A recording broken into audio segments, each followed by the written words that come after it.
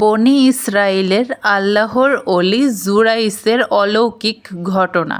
জুরাইস ও অলৌকিক শিশু, মায়ের কষ্ট ও ইবাদতের মূল্য। বনি ইসরাইলের এক আল্লাহর অলি ছিলেন জুরাইস আলাইহিসসালাম।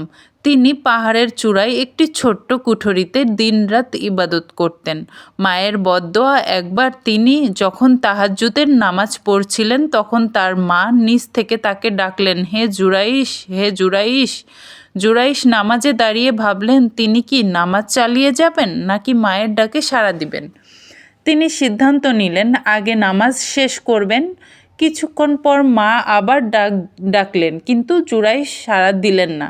মা খুব কষ্ট পেলেন। দুঃখ ভারাক্রান্ত মনে 2 হাত তুলে আল্লাহর কাছে বললেন, হে আল্লাহ, আমার ছেলেকে এমন এক পরীক্ষা দিও মানুষ তাকে অসম্মান করে। কুঠুরি ভাঙ্গা ও অপবাদ। 3 দিন পর এক খারাপ মহিলা নিজেকে সাজিয়ে গুছিয়ে জুরাইসের কুঠরির দরজায় এসে কড়া নাড়ল। সে পাপ কাজ করার আহ্বান জানালে জুরাইস ভয়ে কাঁপতে থাকা কণ্ঠে বললেন, আল্লাহকে ভয় করা মানুষ কখনো এমন কাজে রাজি হয় না। দূর হয়ে যাও।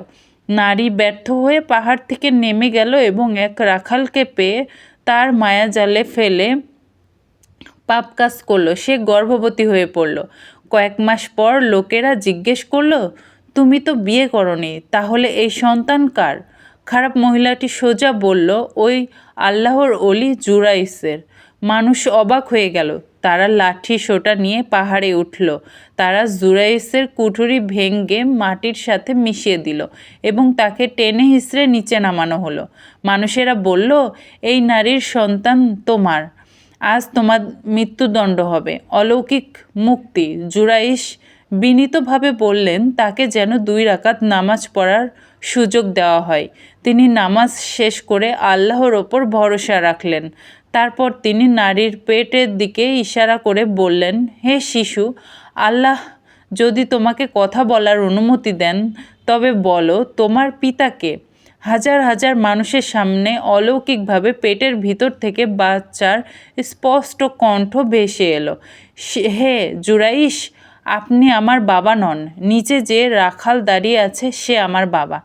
আল্লাহু আকবার।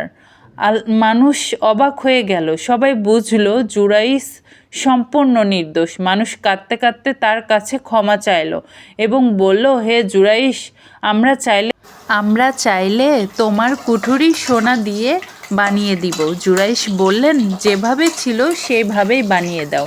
শিক্ষা। এই ঘটনা প্রমাণ করে মায়ের দোয়া ও বদদোয়া উভয়ই কবুল হয়।